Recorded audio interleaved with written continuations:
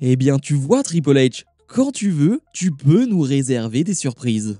Et bonjour à toutes et à tous, on se retrouve aujourd'hui pour mon récap de Raw du 23 septembre 2024. Deux choses avant de commencer. Déjà premièrement, merci parce que lors de la dernière vidéo, je vous avais demandé de faire plus de 240 j'aime et on est arrivé à 380. Donc merci à vous. L'objectif pour cette vidéo, c'est 300 j'aime. Donc évidemment, je compte sur vous. Deuxièmement, vous l'aurez sûrement remarqué, la qualité sonore est meilleure, ou en tout cas, vous allez mieux m'entendre. Mon installation a changé et dans la semaine, je vais avoir un nouveau micro, donc le changement sera bien présent. Mais déjà là, vous allez voir une petite différence. Le show va commencer et Braun Strowman et Bronson Reed sont encore en train de se battre dans les coulisses, comme la semaine dernière, à l'entrée des superstars Liv Morgan et Dominic Mysterio, détruisant au passage un stand de merchandising. Finalement, Dominic Mysterio et Liv Morgan vont venir sur le ring, mais Rhea Ripley va les interrompre. Ripley nous dit qu'elle est apte à combattre à Bad Blood. Elle nous dit aussi qu'elle n'est pas venue ce soir pour se battre, mais bien pour annoncer quelque chose. Adam Pearce lui a dit que le match lors de Bad Blood sera un Shark Cage match. Dominic Mysterio sera ainsi suspendu au-dessus du ring dans une cage. Rhea Ripley va finalement revenir sur ses paroles et mettre un énorme coup de boule à Liv Morgan pour terminer le segment. Alors sur le papier, j'en avais vraiment pas grand chose à faire de cette promo de Liv Morgan enchaînée avec celle de Rhea Ripley, on va pas se mentir, mais honnêtement c'était très correct. On a surtout un public giga investi, donc forcément ça aide. Et puis l'annonce de cette stipulation avec un Dominic Mysterio qui va se retrouver au-dessus du ring dans cette cage, ça rajoute forcément quelque chose. Ça va être plutôt marrant. Dominic Mysterio, je suis sûr et certain, va faire le show même lorsqu'il sera dans cette cage, mais pour autant je pense qu'il aura un gros rôle à jouer et que je suis pas sûr qu'il va rester enfermé dans cette cage jusqu'à la fin du match. Sami Zayn fait face à Ludwig Kaiser, un combat qui va durer 7-8 minutes, un Zayn qui cherche toujours à avoir cette opportunité pour le titre de champion du monde de Gunther, mais qui n'y arrive pas. Gunther ne fait que dire non, et donc on a ce match avec Ludwig Kaiser qui était excellent dans une très bonne ambiance là aussi. Ce que j'aime beaucoup, c'est que c'est 8 minutes de combat et c'est un match très partagé, très équilibré. On n'a pas une domination sans partage de la part de Ludwig Kaiser avec simplement un comeback de Sami Zayn sur la fin du combat. Non, on a un vrai match, un vrai combat, on a de superbes contres. Je pense par exemple à l'extérieur du ring où Sami Zayn nous fait son moonsault sur la barricade. Et bien cette fois-ci, Ludwig Kaiser va le contrer et Zayn va se retrouver projeté finalement au-dessus de la barricade. Et puis même sur le ring, on a de superbes enchaînements avec un Ludwig Kaiser qui va essayer de tricher en faisant un tombé, en mettant les pieds dans les cordes, mais l'arbitre a tout vu et va arrêter de faire son tombé. Puis finalement Sami Zayn va revenir dans le combat, va réussir à porter un Alava Kick et va remporter ce match. Après le combat, on a Gunther qui va venir, qui va prendre le micro et qui va dire que ce soir est peut-être le bon moment d'annoncer qu'il n'accepte pas le challenge de Sami Zayn. Donc encore une fois, Gunther renonce au challenge de Sami Zayn, dit simplement non. Est-ce qu'à un moment donné, il va accepter? Je pense que oui, parce que Bad Blood, c'est dans moins de 2 semaines maintenant, donc il va falloir quand même accélérer, et le match n'est toujours pas officiel. Ou alors, est-ce qu'ils vont nous faire le coup du « le match ne va pas avoir lieu » et ce serait bizarre? J'y crois pas une seule seconde. Dragon Lee est en action et fait face à Carlito. Malheureusement, c'est un match qui ne va pas durer. Les commentateurs ont simplement eu le temps de rappeler que Dragon Lee déteste particulièrement Carlito, car cette année à WrestleMania, c'est à cause de Carlito qu'il n'a pas pu combattre à Mania. On va avoir des interventions du Judgment Day, de JD McDonagh et de Dominic Mysterio, mais Rey Mysterio va être présent et va se jeter dans le tas, ce qui va permettre à Dragon Lee sur le ring de faire la différence et de remporter ce match. Un peu déçu parce que le combat va simplement durer 2 minutes et quand il y a Dragon Lee sur le ring, j'espère toujours que ça dure un peu plus longtemps tellement c'est un fantastique catcheur, mais au moins on voit un peu Dragon Lee en action, même si c'est très minime. Par rapport à il y a quelques semaines, ça reste un point positif. Le Miz devait faire face à Bronson Reed, mais Bronson Reed va se faire attaquer par Braun Strowman. Une énorme bagarre va éclater entre les deux. Des dizaines de membres de la sécurité vont essayer d'intervenir et de les arrêter, mais ça ne va pas suffire. Les deux vont réussir à s'en prendre à la sécurité et à finalement s'en mettre plein la tête, alors que Braun Strowman va tenter de porter une superplex dans le coin du ring à Bronson Reed. La sécurité va réussir cette fois-ci à intervenir et Bronson Reed va finalement s'en aller pour terminer ce segment. C'était incroyable, encore une fois, tous les segments, tout ce qu'il se passe entre Bronson Reed et Braun Strowman, c'est totalement dingue. Déjà pour ouvrir le show, on avait un Bronson Reed qui s'était fait attaquer par Braun Strowman, là on continue encore et encore, et tu sens qu'on utilise cette superplex qui va être portée sur le coin du ring, et j'en parlais il y a quelques semaines, je sens que cette histoire va se terminer avec un ring qui va se casser après une superplex. Ça fait un petit moment qu'on n'a pas eu de ring cassé, clairement les deux hommes seront les deux parfaits clients pour casser ce ring, et ça va arriver. Bref, le segment était génial, voir juste des dizaines de membres de la sécurité se faire fracasser, tabasser par deux big men, par deux monstres, c'est juste le fun absolu. Drew McIntyre est sur le ring.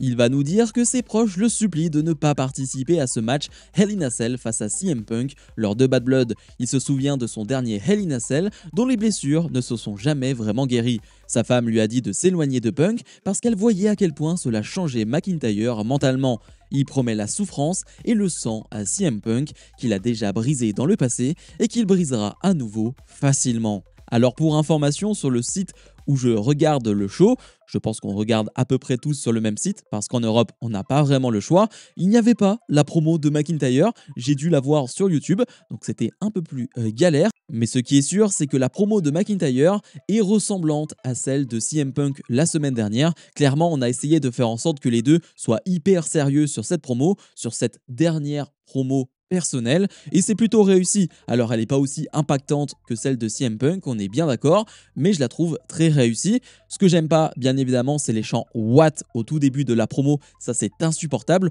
En plus on parle d'une bonne histoire, McIntyre, CM Punk, vraiment faire des chants What à ce moment-là, c'est totalement con. Damage Control fait face à Unholy Union, un combat de 7-8 minutes, et c'était vraiment très bon. Alors autant la première partie du match est correcte, mais sans plus, mais il faut le dire, dès que Io Sky rentre sur le ring, dès qu'elle va faire son hot tag, le match n'est plus le même, le match n'a plus le même rythme, l'ambiance est différente, le public est à fond derrière Io Sky. Il y a vraiment quelque chose qui se passe avec Io Sky, alors pas qu'on découvre aujourd'hui qu'elle est fantastique, que c'est l'une des meilleures catcheuses du monde, non, mais le public, avec une Io Sky babyface, commence réellement à se mettre derrière elle et commence à vraiment l'apprécier pour ce qu'elle est réellement, l'une des meilleures catcheuses du monde, et ça fait extrêmement plaisir. Son hot tag, encore une fois, est fantastique.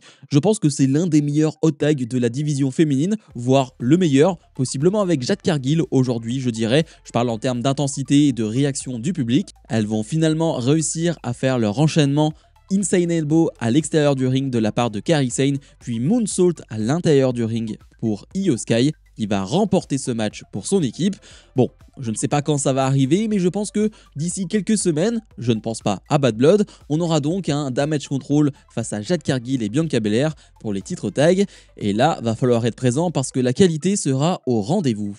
American Made font face au New Day dans un combat de plus de 10 minutes, et oui, on leur a laissé beaucoup de temps et c'était fantastique. Franchement, si tu me dis que le titre par équipe était mis en jeu lors de ce match, j'y aurais cru, vu la qualité, vu l'ambiance générale, c'était vraiment génial. Ce que j'aime, c'est qu'on revoit le New Day qu'on aime. On revoit le New Day créatif, le New Day qui a du temps aussi, parce que clairement, sur les derniers mois, ils n'ont pas eu beaucoup de temps et beaucoup de moments pour prouver, pour montrer encore ce qu'ils avaient dans le ventre, et là ils le montrent. Et je parlais de créativité, bien sûr on connaît les moves spéciaux du New Day, on connaît leurs combos, mais ils en rajoutent petit à petit, et ça c'est signe et c'est preuve d'une équipe qui a encore faim, une équipe qui veut montrer au monde entier de quoi ils sont encore capables, et ça me fait plaisir pour les deux. De l'autre côté, American Made, ou plutôt les Creed Brothers, avec une tenue spéciale Curtain Gull, je la trouve magnifique. Eux aussi vont faire le boulot, mais ça va surtout se jouer avec des interventions de Chad Gable qui va s'en prendre à Xavier Woods, à Kofi Kingston,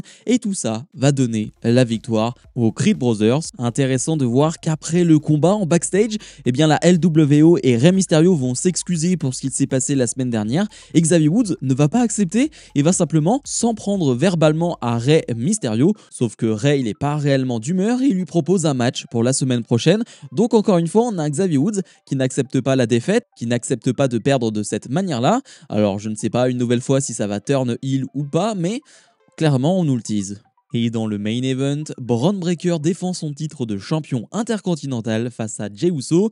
Alors oui, vous aurez vu la miniature. Pour ceux qui ont été spoilés, je suis désolé, mais je suis obligé de le mettre en miniature. Vous êtes au courant du résultat. C'est un combat qui va durer une quinzaine de minutes et c'était vraiment excellent. Quelle performance de la part de Bron Breakker. Je le dis parce qu'on va énormément parler de Jey Uso, bien sûr, mais Bron Breakker fait une performance incroyable tout au long du match. C'est lui qui va être en domination, c'est lui qui va mettre le rythme, c'est lui qui va mettre le tempo de ce match et il est fantastique à tel point que tu peux te demander si ce n'est pas lui le vétéran sur le ring, si ce n'est pas lui le gars qui a de l'expérience, tellement il est bon, tellement il est à l'aise, il va interagir avec le public, il va charrier le public. On a un Breakker en très grande forme et Jey Uso fait sa partition parce que Jey Uso, son but c'est quoi? C'est de revenir dans le combat et obtenir de grandes réactions de la part du public et franchement ils ont bien choisi leur moment et leur lieu parce que le public répond vraiment très bien. Le public est excellent, le public est en feu. On a deux fois deux chants This is awesome qui sont bien mérités et sur la fin de combat c'est le chaos. Jey Uso peut gagner, Bron Breakker peut gagner. Pour le coup il y a un vrai suspense. Je pense à ce 2,99 après un spear puis un splash de Jey Uso où Bron Breakker se relève aux derniers instants. C'était incroyable, on y a cru à ce moment-là. Sauf que Breakker, dans un élan avec un peu trop d'adrénaline, va se jeter sur Jey Uso à l'extérieur du ring, mais va se louper et Jey Uso va le contrer avec un spear sur la barricade, puis enchaîner avec un spear dans le ring, enchaîner avec un splash, 1 et 2 et 3. Et Jey Uso devient le nouveau champion intercontinental. Premier titre en solo pour Jey Uso à la WWE. Alors, j'ai déjà vu que ça faisait énormément parler, énormément débat sur les réseaux sociaux.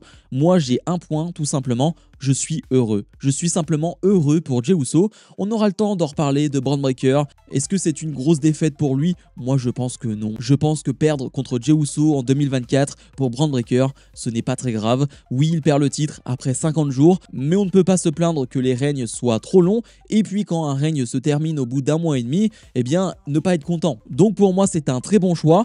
La surprise est présente, c'est bien aussi de faire ça en weekly, d'avoir ce type de surprise en weekly. Petite déception parce que lors de la diffusion télé, Jey Uso n'a pas énormément de temps pour célébrer.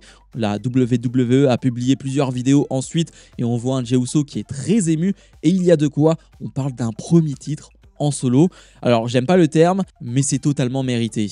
Bilan de ce Raw, et bien de mon côté on sera sur un 8 sur 10. Alors on pourrait être vite floué avec ce main event, avec la victoire de Jey Uso et mettre un 10 sur 10. Je pourrais tenter de le faire totalement, mais en réalité Raw a été bon, mais j'ai pas vu de choses extraordinaires. J'ai vu de bons combats, le main event est un bon combat, le match du New Day est un bon combat. Je mets de côté bien évidemment le segment entre Bronson Reed et Braun Strowman qui d'ailleurs auront un match la semaine prochaine en Last Man Standing, mais on va retenir le main event et c'est normal, peu importe la qualité du show, un Jey Uso qui devient champion intercontinental, ça prend toute la lumière. Bref, comme d'habitude, je vous invite à mettre un maximum de pouces vers le haut, à me donner votre avis sur cette victoire de Jey Uso, et nous on se retrouve dès demain pour mon récap de NXT. Salut, salut!